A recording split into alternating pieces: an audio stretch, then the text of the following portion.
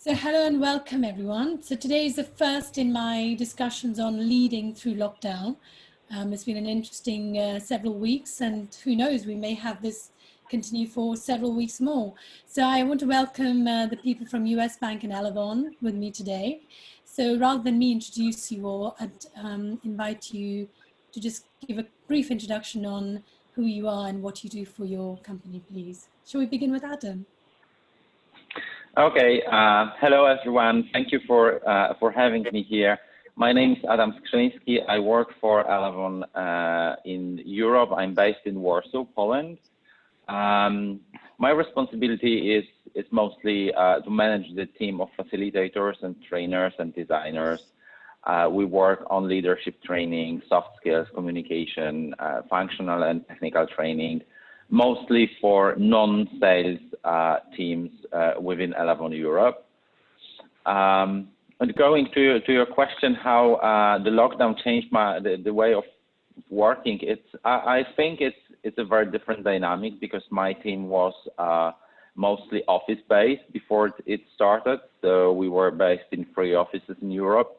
Now we all work totally remotely, so everyone is home-based 100%, and we're still learning new tools, how to communicate better, how to have better connection, and I think the professional connection is still there. What we are learning is how to change the personal connection that we have normally on, like, you know, going for coffee or having a chat in the office, what's not possible anymore. So we use WhatsApp, we use other communicators to stay in touch and work. So I think that's the hardest part, because from efficiency perspective, I don't see any issues. I don't see any changes. I think we've just done it, and we moved the training into the virtual world, and that's working fine.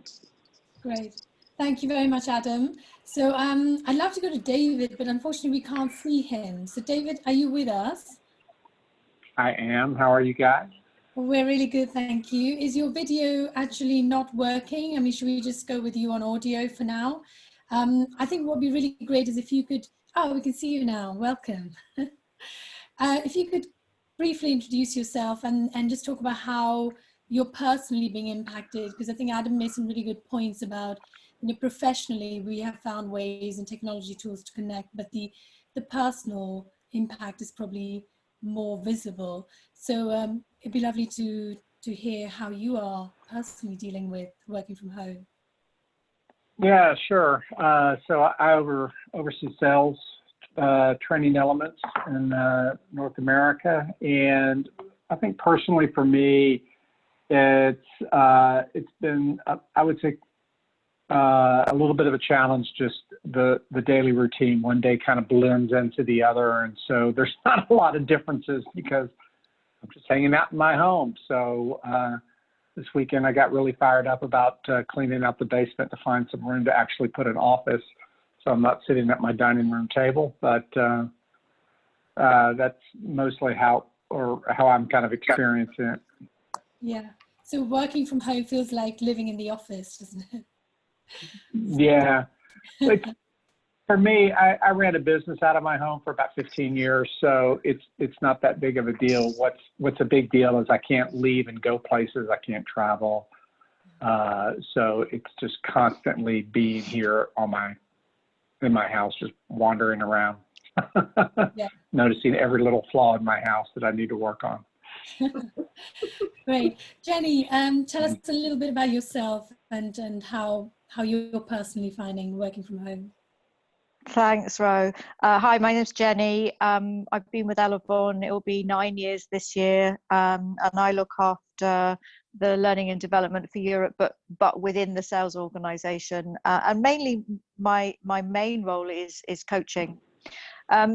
Personally, how this has affected me. Interesting dynamics in my house. I have 6 adults living here and a 2-year-old.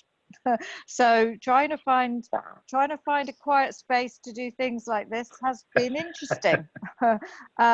and as I had to move quite quickly from one room to another because there are three of us who are working from home and having calls like this on video. So there's been some interesting dynamics going on, I would say, within this house over the last 12 weeks.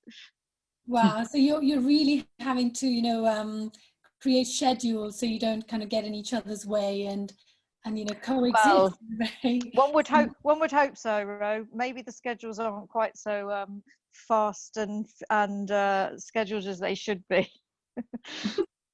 Thank you. Jo, tell us about you. Hello, I'm Jo. I've been at Elevon for about 7 and a bit years now. So I look after the global L&D team. So about 37 of us globally, split across many of our different areas and sites. So for me, do you know, one of the things I've really had to do is with not traveling. I think this is the most time I've spent at home in the last 7.5 years, which is interesting in itself. I've really felt I needed to block time for me. So I don't have now flights where I can do reading or flights where I can have a bit of Jo time or downtime. So I've really had to think about that and just manage that differently. At home, it's not too different. I have an office upstairs, Colin works downstairs. That's not too different. So we have our own kind of separate spaces in the day. I think Jenny and the team have seen more of Colin than they ever had. He keeps bringing me coffee all the time to keep me awake. But he's well trained. He's well trained, yeah. Apart from that, not too much change. Great. And last but not least, Tish and your little feline companion. Please introduce yourselves. Hi, my name is Tish, and I've been with Elevon US Bank for 22 years. And I'm responsible for functional training, which is outside of sales for North America. So we do a lot of new hire training, some soft skills training, and things like that. Systems training, very heavy on systems training. And one of the biggest things that's changed for me is that my coworkers are now my husband, who works from home too, and 2 cats that like to walk around on the laptop or wherever, and a toddler. So she went back to daycare. This is her 2nd week, but she was at home with us for several weeks, and it was difficult because you have to stop what you're doing because she doesn't understand that mommy's on a conference call or daddy needs to get a report finished. She wants a book read or she wants to watch Bubble Guppies and things like that. As far as interaction with our team, my team's a very close group, so we link a lot, or we text, or we call each other. I don't think that has really been any different because we do have people in different locations, Denver, Florida, and Knoxville, Tennessee. So we're used to being apart. I'm not used to not seeing the people that I work with every day in the office, and I do miss the face-to-face interaction. But other than that, we've kept in touch, and so that's been the same. One of the biggest things for us is moving all of our new hire training to virtual. That was all in the classroom before, and we had a class going on whenever the stay-at-home orders started. So we had to make an immediate change. We had 24 hours to make it happen. So that was the biggest challenge that we've had so far. So in terms of the most challenging aspect of this, you know, working remotely has been the lack of personal interaction and connection, hasn't it? So do you have any insight on the best ways to find an alternative way for people to feel connected? I mean, feel free to jump in and share, you know, what you're thinking about or how you're leading your team so they don't feel quite so isolated. This is Jenny. So right from the very word go, we put in regular touch points through you know, video webinar, so we could see each other. Even if it was for 15 minutes, we would catch up and not necessarily have an agenda. It would be, you know, what people wanted to share, how they were feeling, and that's changed, I would say, in terms of the topics over the last 12 weeks. Sometimes we would have a, right, it's a wear a silly hat day today, or it would be a, I think we had a bunches and bandana day, which was interesting in terms of how people turned up for that one. I would say more than anything, the thing that I've noticed, and we're very lucky, we're a very well bonded team, but I would say the manager hat has not been worn at all from my perspective over the last 12 weeks.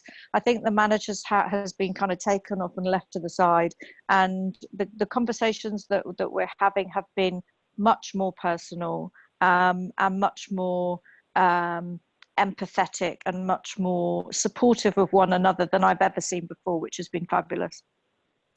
That's really interesting. Can I pick up on that point before I, get others to share their view?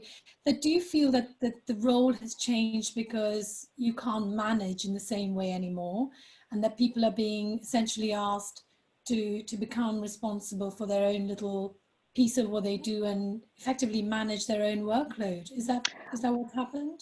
I wouldn't say from my perspective that has changed. I would say that it is just we've become more supportive consciously of each other, because everybody has dealt with the situation so differently, and obviously everybody has got different challenges or obstacles that they have to deal with by working from home. And I think the level of support that I have seen has just been phenomenal. So I wouldn't say that the way that I manage has changed at all. I think that the relationships and the connections between us have just grown significantly. That's so interesting. Does anyone else have a sort of, similar experience or? Yeah, it's still here. I would absolutely concur with that. So to Jen's point, we have 15-minute catch up, whether it's Jen for her team or us as a global team. And, certainly for the global team, they were never, they're just optional. Call in if you want to, we'll share, we'll talk about something funny, we'll tell a joke, whatever it might be. I think the other thing that we've also tried to do is, alongside what the organization is trying to do in terms of introducing tools such as Microsoft Teams, we've jumped on that bandwagon a little bit. And so we're experimenting with that, trying to learn a bit more about it.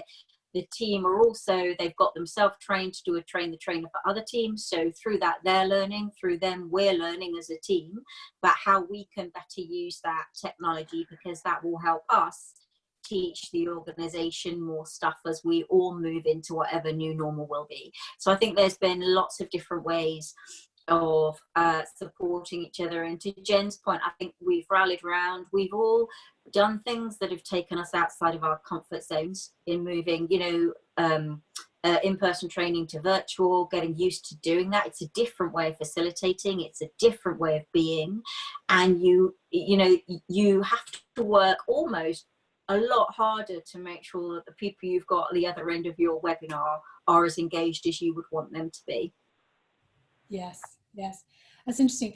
I want to ask about, the experience of what the morale and the productivity levels of the teams that you manage have been. And maybe I can ask this question of, Tish first. What's been the experience of people who may be struggling a bit, with working from home, because it depends on how much space you've got, and if you've got young children who need to be homeschooled, and you could be responsible for their homeschooling, plus you're working, plus you're doing the housework. So I can imagine for some people it's overwhelming to have to deal with all of these things. I mean, can you give us a flavor on how people have responded on the ground? Sure. We do have some people that have school-age children that have had to have certain breaks because they are teaching them at home now, and the team just steps up to cover for each other. And they've always worked together closely, but now there's more of an urgency that, this person has to do school lessons, so we need to make sure that we cover their class hours or things like that. And just being a lot more supportive of each other. Our team was a kind of like a little family in different locations anyways, and I believe that this has brought us closer together, even though we're apart right now. We've had some people that have struggled. It was hard at first to make that change, to be at home and to get your schedule started and things like that. And one person in my group has taken the initiative to start a manager tip time throughout the organization that talks about how to manage remotely when you've never been used to doing that before. So that's been very well received. It's gone throughout our organization, and it just talks about taking care of yourself, setting your daily routine, things like that. So I think that's helped a lot too, because we've been able to share tips with each other. That's great. Adam, what's your experience been in Warsaw? I would say I have a very similar experience to Jenny and to Tish. What I've seen are kind of two phases of what happens, or two layers, because one is just moving to work from home and spend more time at home, not seeing people in the office. That's different. But the second layer to this is kind of nervosity or no certainty in terms of what's happening around us. And there was time that we have very strict lockdown in Ireland, in Spain, in Poland. People were not able to go outside of homes to do normal things. And I think that was hard for the team, not because they have to work. We lost Adam. Okay. So hopefully Adam will come back. We were just getting to some interesting bits. David, would you like to pick up and give your experience? Have you noticed any change in, I don't know, productivity levels? Maybe it's early to to know that, but given that certain costs have now disappeared and people don't have to commute, and they're more easily available, I just wonder whether you've noticed any difference in terms of productivity. Yeah, no. So I would say we were already driving for a remote-based work team anyway, and so it was a pretty easy transition from that point of view. I think in productivity, I wouldn't say has gone down. I think that there's been some adjustments and some uncertainty, because as we've had to move into virtual training, flipped classroom models, and some other learning modalities that have been brought forth, there's some, I would just say, kind of knowledge gaps in what that looks like, because the team's pretty experienced, and so having to make that adjustment from being in front of a class and being able to interact with them to suddenly chunking that stuff out and being virtual and not having that same sort of level of engagement has been a little dissettling to a couple of the team members. I think also two of my team members in particular miss the interaction, that live interaction, because so much of sales training is nuancing things. It's really trying to get them to try something new and try something different. And so when you're facilitating and you're unstable ground to begin with, it's a little bit harder to convey that sense of confidence to the learner for them to try something new. But productivity, no, I never took off the manager hat. I've always managed from an outcome point of view. And so whatever that looks like in your world, the shift for me as a leader has been having to be more empathetic and a lot more just calm about some of the chaos that some of the team members are facing on a day-to-day basis, like Tish talking about, kids running in and, disrupting, and just, having to just accept that as part of the new normal. Yeah, that's right. I mean, it's a great way for, I suppose, people to get to know their teammates on a more personal level, because suddenly you see them in their home, Yeah. and you see, you know, their children or their cats or whatever. So which Yeah. bit of this current lockdown enforced way of working do you feel will become a more permanent feature in the new normal, whatever that looks like? As in, from a business point of view, you know, that it makes sense, you know, why not keep this way of working? Well, I think we will, by and large, and I would make the argument that a lot of the sales interactions that we're going to have are going to be a lot more virtual. I think face-to-face time is going to become more precious, and therefore it's going to require a higher degree of interactive skills, both virtually and in person. So I don't see us going back into the office because there's no reason for us to go back into the office. And maybe just starting that back to those of you who are, you know, in charge of L&D, that do you see that there's going to be a lot more skills and training offered to help people become more skilled at, you know, doing things virtually? Because we talked about this earlier, it's a different way of, you know, presenting or training others. It doesn't come naturally to everyone, but there's probably other areas as well that could, you know, do with some additional training. Which particular areas are you seeing there's a demand for at the moment? Maybe that's well, for us, several of us on the leadership team are driving for better facilitation skills in a WebEx environment where before you could do that in the classroom, you're going to have to do that virtually, putting people in rooms and creating opportunities for them for peer-to-peer engagement.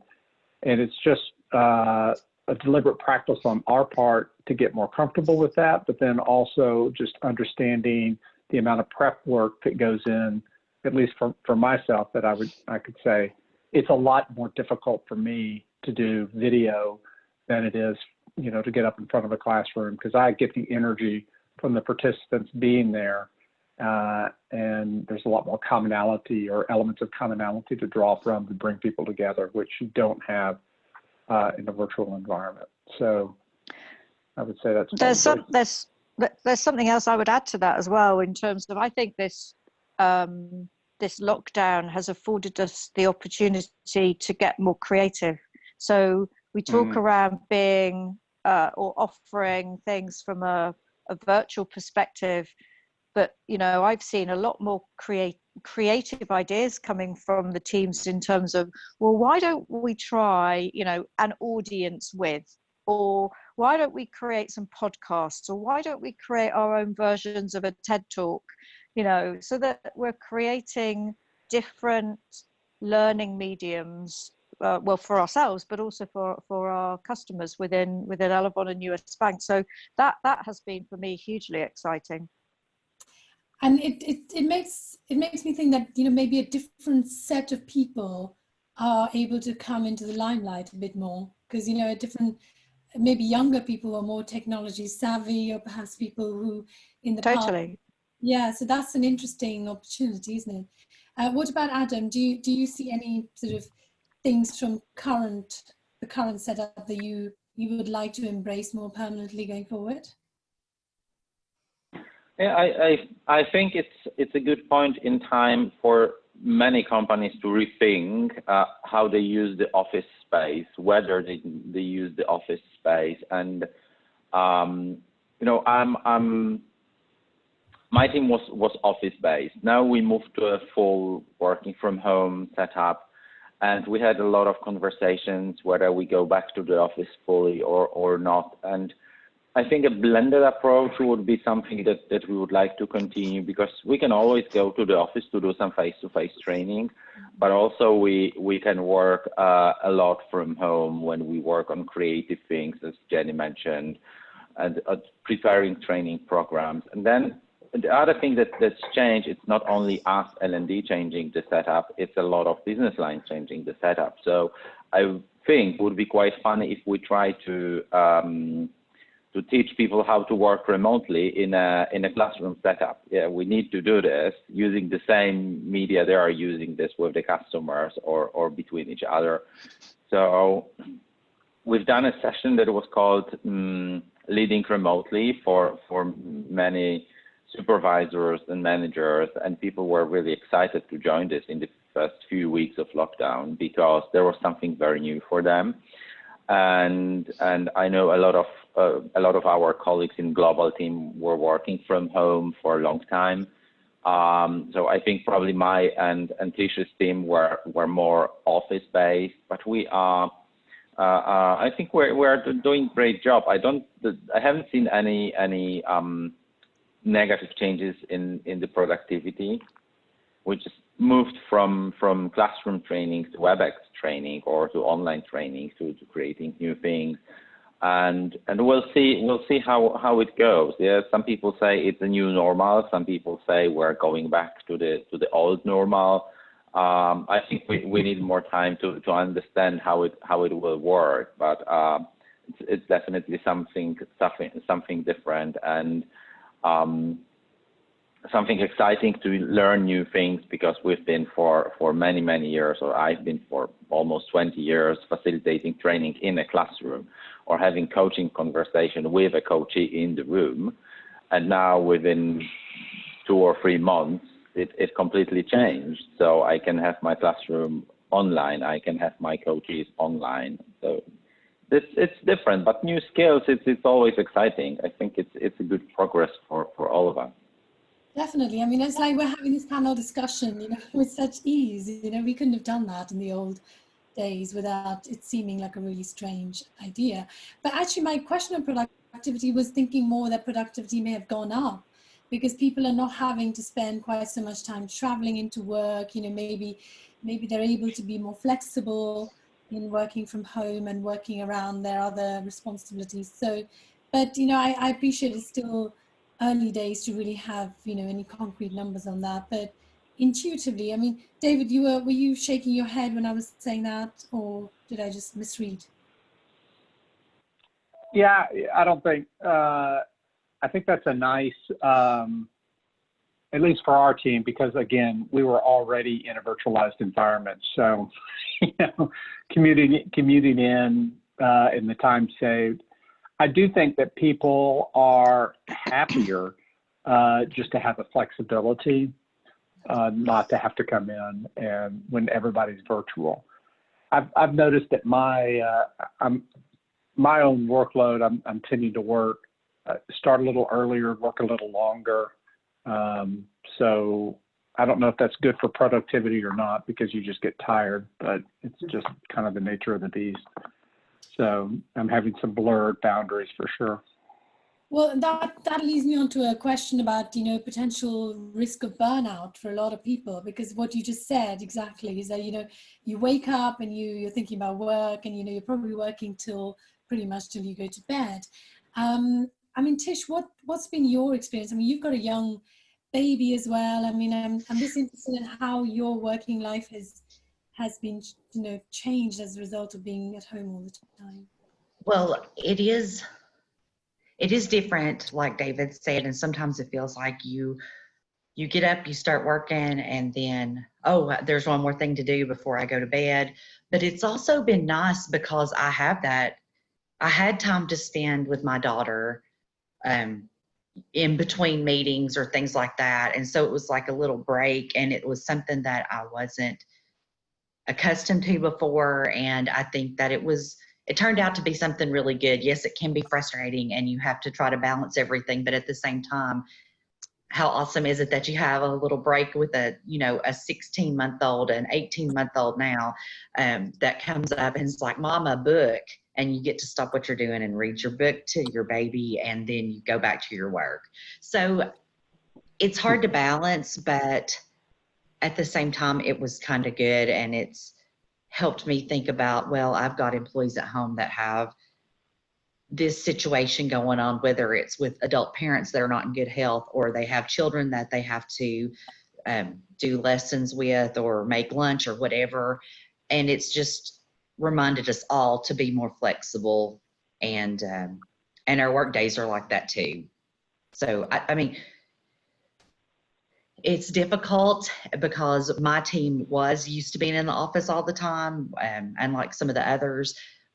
But at the same time, it's helped us appreciate and value each other and our differences even more because, oh, so-and-so's got to do this. Okay, I can pick up that task or whatever. So it's actually let us be more efficient because I have people in different locations.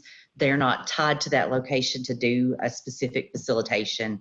Somebody in Denver can train a class in Knoxville. Somebody in Knoxville can train a class in LA. So we've been more effective that way, but it is a challenge and it's just something we have to get used to. Yeah. Joe, I want to ask you, in terms of inclusion, it feels like, you know, this increased flexibility and, you know, being agnostic of where you are geographically feels to me like a really positive step in including more people in the workforce that previously may not have been able to. So like young mothers or people who have, you know, responsibilities in terms of caring for someone. Do you see that? I know it's probably early days because nobody's thinking necessarily that far ahead, but what are you seeing? You know, what does a new normal hold in terms of greater inclusion and diversity even? I think it will allow us to do so many more things, Ro, in such a different way. So I you know, one of the wider team that we belong to did was they put a thing on, I can't remember the name of it now, but it was kind of like financial acumen for families. So it was, you know, all of your kids could take part, and there were little treasure hunts to go do or little things to make, and everybody would post what they'd made. And I think it allowed the children of the working parents to also take part in that activity, which was put on by work for people at work. So I think it will allow us to be much more inclusive that way and show learning, but just show learning in a slightly different way. So I think there's many positives to come out of it. To your point, I don't think we know all of them yet. And I think it will also hopefully help us to prioritize what we need to do a little bit better than maybe we do now. I would say, because we can't travel and because we can't be in a room, in some respects, I just think we don't have the flexibility or even the luxury of just talking about something. We just kind of now get on and do it. So from a productivity perspective, I think actually it's risen for us because the work just gets done. There's less chat about it and then go off and do it. It's kind of, you do it in the moment. But I think that's something we have all supported and all done, and we'll just get on with it. I think as a team, we're very can-do, we're very want to, and we have a lot of trust in the team to go and do stuff and know that actually it will be okay. Even if it's not perfect, you know, try one, it will be perfect by try three, and we'll just keep going. And I think the organization are learning with us. Love that. Jenny, did you have something to add to that? I kind of sense maybe. It was just what was going through my head in terms of, I guess, around the productivity question was, I think for me, not having the traveling to and from the office, life is not quite so frenetic as it was. So it's afforded us the opportunity, or for me particularly, to have that thinking time, which in the past life was probably not something that I dedicated an awful lot of time to.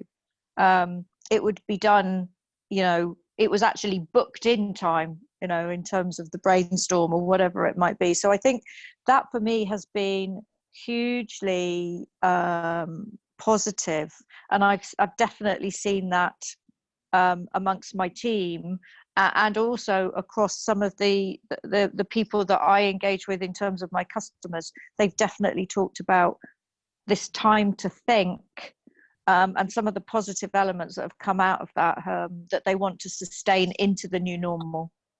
That's interesting. Actually, that brings me back to something I think, Joe, you were saying earlier, that you miss that some of that me time that you had when you were commuting or traveling, and that's now taken away. And it's a reminder how different people deal with time differently, and how, you know, not everyone has the same pattern. So I suppose my question to all of you is that, to what extent have you been able to to get a sense from your team members on what they really want and what they're experiencing and how they could become more productive in the new normal, whatever that's going to look like.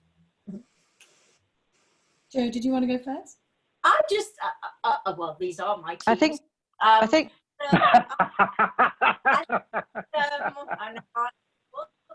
for me, I just think it's the ability for us all to just kind of almost say, to Jen's point a little bit earlier, you know, is it an audience with? Is it a podcast? Is it a video? Is it this? Is it that? I think it allows us the opportunity to be as, to your point, Ro, inclusive as we can, but give as many options as we can for different things for people, because almost nothing's holding us back now. If the technology works and it's stable enough, actually we can do so many more things. Yeah. And my point about the organisation learning with us, I think we've come out of our comfort zone to do things like this. So before, we'd never have done so much video or FaceTime, and it's just now is the new normal. So it's working with that, and I think the organisation have forgiven us maybe if technology has not gone quite right. And I think as technology gets better, we'll get better, and everybody will become much more confident in what they're doing, and it'll allow the learners, and Jenny and I'll talk about this earlier today, the learners to learn at their own pace rather than us setting that pace for them.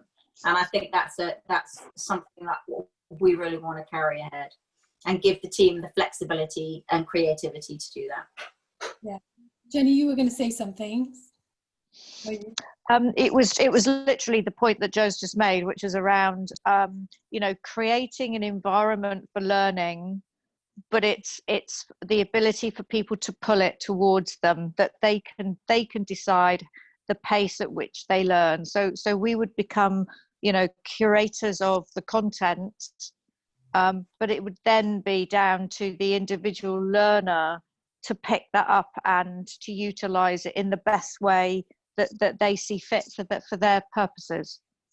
I really like that. In fact, you know, I'm sort of a huge believer in, you know, finding your own flow, because I think everyone's got their own rhythm of doing things. And, you know, coming back to what you were saying, David, earlier, that, you know, the way you manage your teams is you decide on what the outcomes are going to be, and then you let people find their own way of getting to that outcome. Did I get that right? Yeah. Yeah. And so it feels which was like a little uncomfortable for some of them. Yes. Well, it's true, because I think maybe some people are used to being told what to do.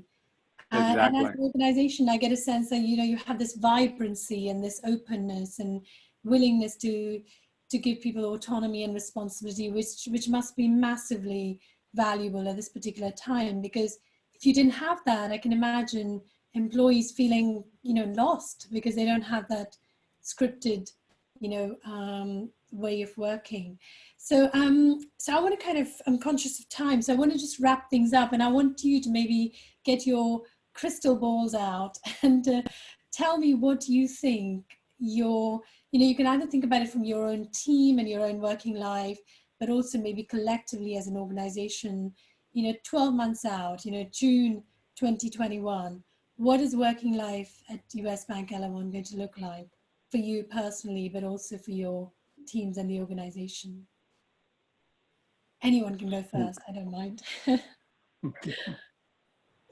I want to be in a position where in 12 months' time, the organization that we work for are talking about what we did, what the L&D team did to support them through this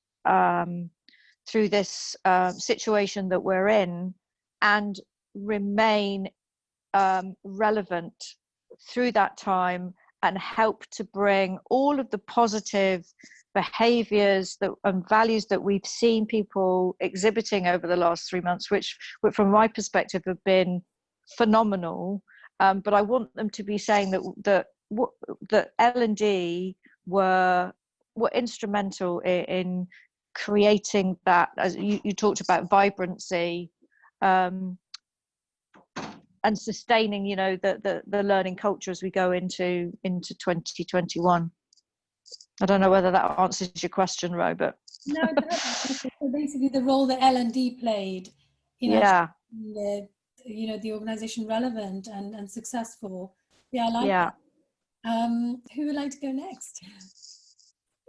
I'll actually build on that because I agree. That's exactly part of where that is the position we should be playing. And I'd like to be having discussions with U.S. Bank Board of monies to allocate significant dollars to L&D learner experience platforms, because I just think that learning will continue to grow virtually.